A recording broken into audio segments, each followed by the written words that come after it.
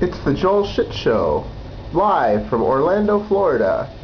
Today, Proposition 90. It's gonna have to be good enough. This is the fourth take. Welcome to the Joel Shit Show. I'm your host, Joel Shit. Today, Proposition 90, Government Acquisition, Regulation of Private Property, Initiative Constitutional Amendment. Put on the ballot by petition signatures. Bars state local governments from condemning or damaging private property to promote other private projects, uses, limit government authority to adopt certain land use, housing, consumer, environmental, workplace laws, regulations. Fiscal impact, increased annual government costs to pay property owners for losses to their property associated with new laws and rules, and for property acquisitions. These costs are unknown but potentially significant on a statewide basis. So this is one of those ones where people just don't really understand how this concerns them, and I'll hopefully be able to do that for you. Voting yes means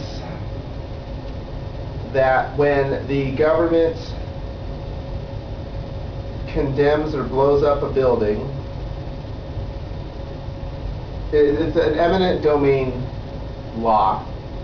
They will not be allowed to tell you what to do with your property for someone else's use, private use.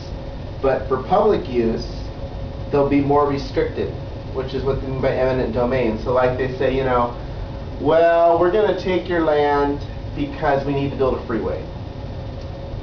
Or we're going to take your house and turn it into a strip mall. And what Proposition 90 does is it makes it tougher for them to do that. The people against Proposition 90, they're called No on 90, Californians Against the Taxpayer Trap, which right there is a warning light to me, because when the people against something is a taxpayer group, I just don't have any faith in the taxpayer groups, because they just don't want taxes to go up for anything. It doesn't matter whether it's for good or bad. Sometimes they have the right idea, sometimes they don't.